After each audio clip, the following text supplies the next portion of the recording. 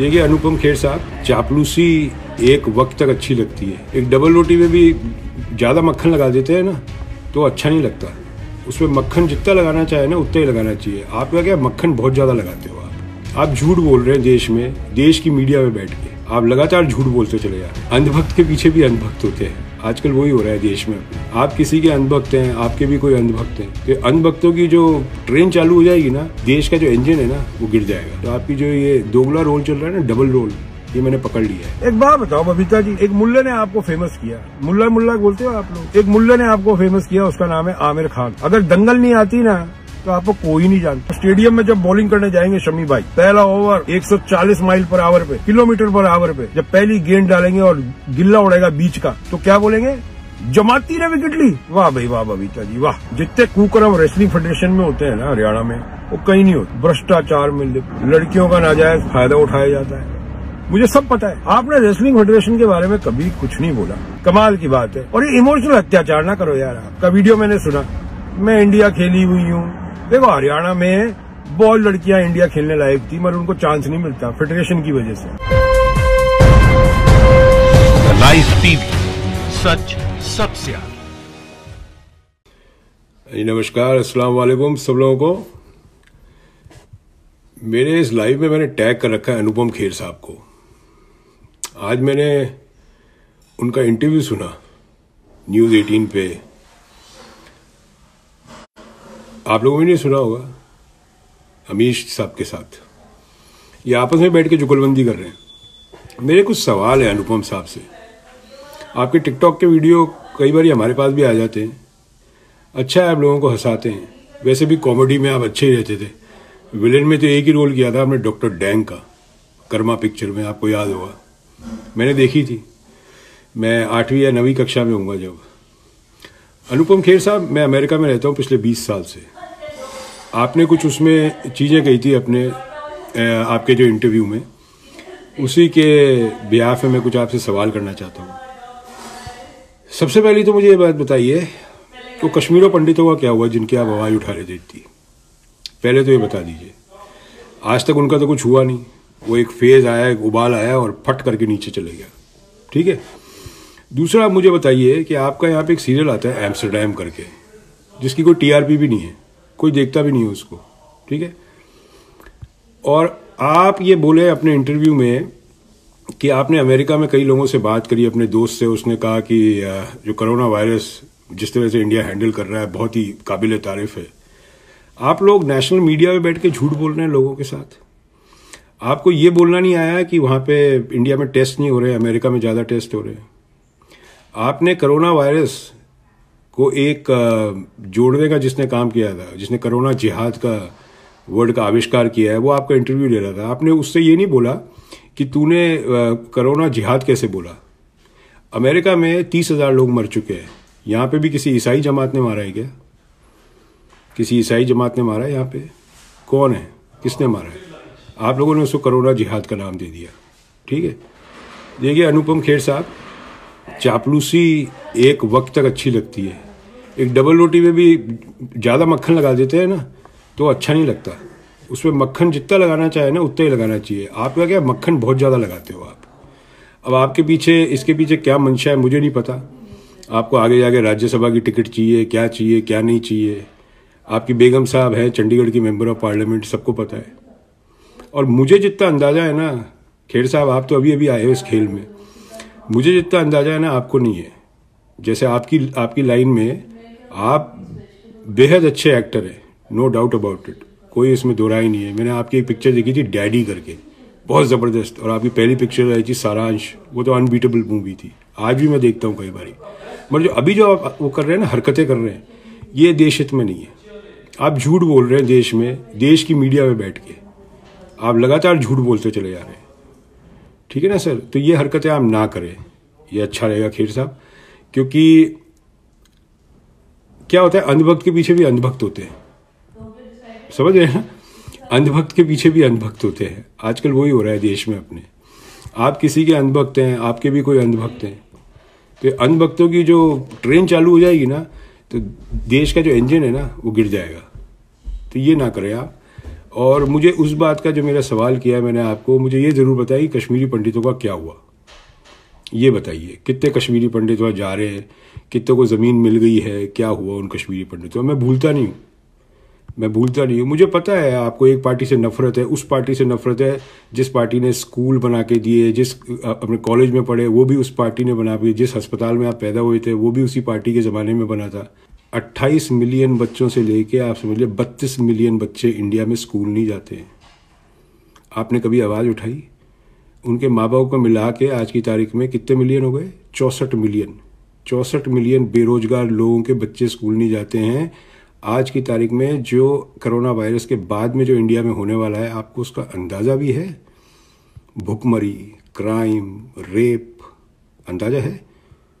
नहीं है। उस पर आप चर्चा नहीं करेंगे, नहीं कर सकते। 32 मिलियन बच्चे स्कूल नहीं जाते हैं। 2 ही रीज़न हो सकता है, या तो जाना नहीं चाहते या पैसे नहीं है। आपने कभी बात नहीं करी। आपकी पार्टी के लोग रेप उस चार्जेस में जेल में बंद हैं। कभी चर्चा करी आपने? नहीं करी। तो मुझे इस क्लियर कट अंदाजा हो जाता है खेर साहब कि आपकी थिंकिंग एक तरफ जाती है, लॉपसाइडेड थिंकिंग है आपकी। आप देश हित में नहीं सोचते, आप सोचते हो एक राजनीतिक पार्टी के हित में, और उस हित के पीछे राज्यसभा की सीट है, आज नहीं तो कल। लिखित में ले लीजिए, आप कितना ही नकार लीजिए, नहीं होगा। ठीक है। तो किसी भी जिस दिन आप लोगों ने इसको एक रिलीजन के साथ जोड़ दिया था ना, उस दिन मुझे पता लग गया था कि ये बवाल बहुत साल चलेगा अब इंडिया में, बहुत साल। एक बात बताइए खेर साहब, ये जिनके बारे में आप बोलते रहते हैं, इन्हीं के जमात से ज़हीर खान, अजहरुद्दीन, मोहम्मद रफ़ी, सलमान, शाहरुख, बड़े बड़े नाम, अब कलाम साहब, ये सब इन्हीं की जमात से आए हुए हैं।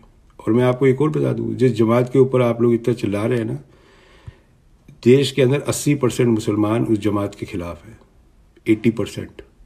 आपको इतने मुसलमान नहीं जानते होंगे खेर साहब जितना मुझे जानते हैं, समझ दीजिए। मेरी तो कोई फिल्म भी नहीं आती, मैं कोई एक्टर भी नहीं हूँ, मैं कोई सेलिब्रिटी भी नहीं हूँ। ठीक है। मैं आपकी तरह एक्टिंग भी नहीं करता और ओवर एक्टिंग मुझे आती नहीं है। तो आपने एक जमात को लेकर सारे मुसलमानों को कटघरे में खड़ा कर दिया। अब मैं बताऊँ इसका क्या इफेक्ट होगा आने वाले टाइम में। आपको पहले ही बता देता हूँ, मैं हरदम बता देता हूँ।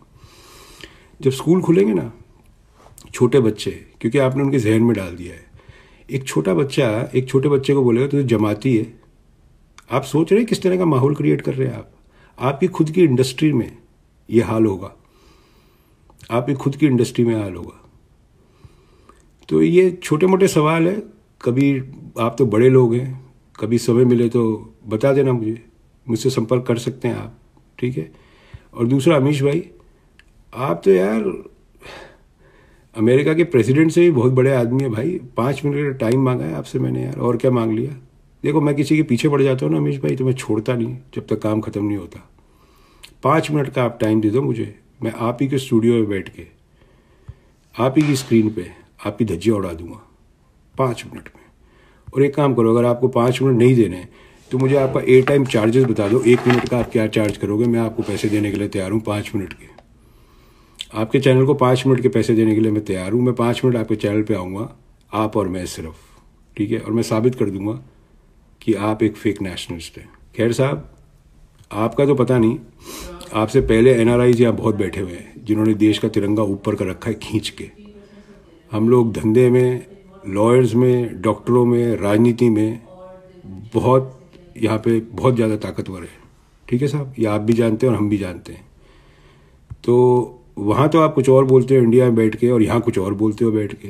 तो आपकी जो ये दोगला रोल चल रहा है ना, डबल रोल, ये मैंने पकड़ लिया है। बबीता फोगाट जी, राम राम। हमारी छोरियों छोरों से कम है क्या? ना भाई ना, कौन बोले कम है? ना कोई कम नहीं है, बहुत आगे, बहुत आगे। ओ बबीता जी, अभी मैंने सुना आपने तो बवाल कर दिया है। बबीता जी, मैं हरियाणा की बात बताता हूँ आपको, रेसलिंग फेडरेशन की। जितने कुकर्म रेसलिंग फेडरेशन में होते हैं ना हरियाणा में, वो कहीं नहीं होते। भ्रष्टाचार में लिप्त है, लड़कियों का नाजायज फायदा उठाया जाता है, मुझे सब पता है। आपने रेसलिंग फेडरेशन के बारे में कभी कुछ नहीं बोला, मुझे ये भी पता है। देखो, ये जमाती है ना, ये इंडिया खेले हुए, अब आप तो क्या है कि सारे मुसलमानों को जमाती समझती है। ये इंडिया खेले हुए हैं और इंडिया के लिए वर्ल्ड कप भी जीते हैं। जहीर भाई, शमी भाई, इरफान भाई, अजहर भाई, 15-15, 20-20 साल। आपका तो अभी ओलंपिक मेडल बाकी है। आप एक राजनीतिक सोच को धक्का दे रही है कि कहीं जगह बन जाए। ये एक तरीका हो गया बबीता जी। देखो एक बात और बताता हूं आपको बबीता जी, 90% मुसलमान है ना, 90% मुसलमान देश के इन जमातियों को पूछते भी नहीं है। शर्त ही लगा लूं मैं। अब आपने क्या किया है कि वायरस को, है ना, कोरोना काका को आपने एक धर्म से जोड़ दिया, और जब आपने इसको धर्म से जोड़ दिया तो वो धर्म के जो लोग हैं वो डर गए। अब डर के मारे वो सारी हरकतें कर रहे हैं। एक बात बताओ बबीता जी, हम यहाँ पे हिंदू हैं अमेरिका में बहुत सारे, तो ये ईसाइयों ने फैलाया है क्या यहाँ पे? कल हम मर गए समझो तो हम बोले क्या कि ईसाई जमात ने फैलाया है, ऐसा बोला है क्या किसी ने? यहाँ 30,000 आदमी मर गया अभी तक, किसी ने धर्म से नहीं जोड़ा, किसी ने नहीं बोला। एक भी बता दो, ट्वीट बता दो, राष्ट्रपति का बता दो, सेनेटर का बता दो, गवर्नर का बता दो, किसी का बता दो, काउंसिलमैन का बता दो, किसी का बता दो, एक ने नहीं जोड़ा। आपने धर्म चक्के इसको एक कौम से जोड़ दिया। क्यों जोड़ा?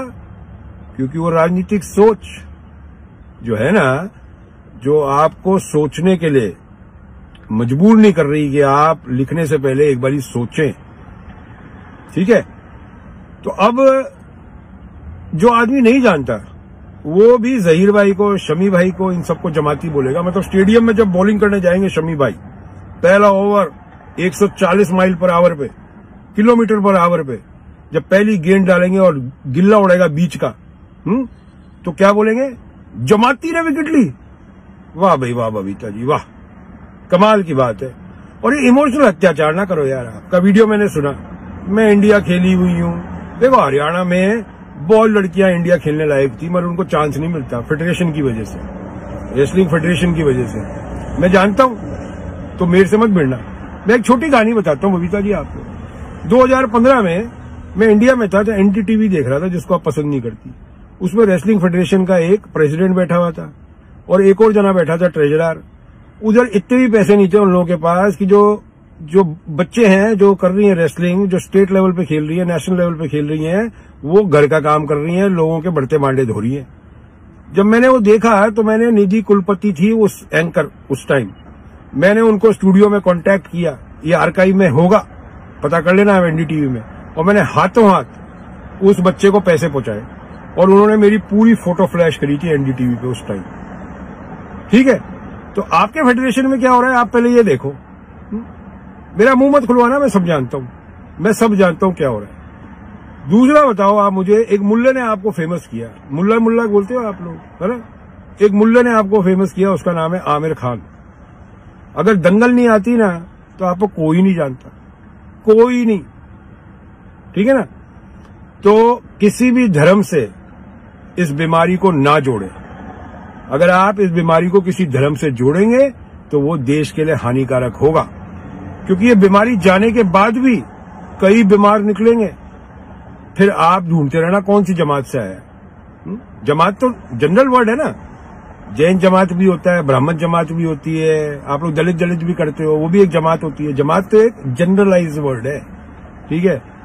तबलीगी जो आपने उसमें जोड़ा है, मैं आपको गारंटी कर देता हूं इस बात को, आपको इतने मुसलमान नहीं जानते जितने मुझे जानते, ठीक है ना? ऊपर लेवल पे जो बैठे हैं वो तबलीगी जमात को मानते भी नहीं है, ठीक है? तो इन लोगों का फायदा, इन लोगों की गलतियां जो इनसे हुई है, वो सब बोल रहे हैं गलती हुई है, मगर उस पे इतना बड़ा बवाल करना नहीं करना चाहिए था। लाइव टीवी, सच सबसे आगे।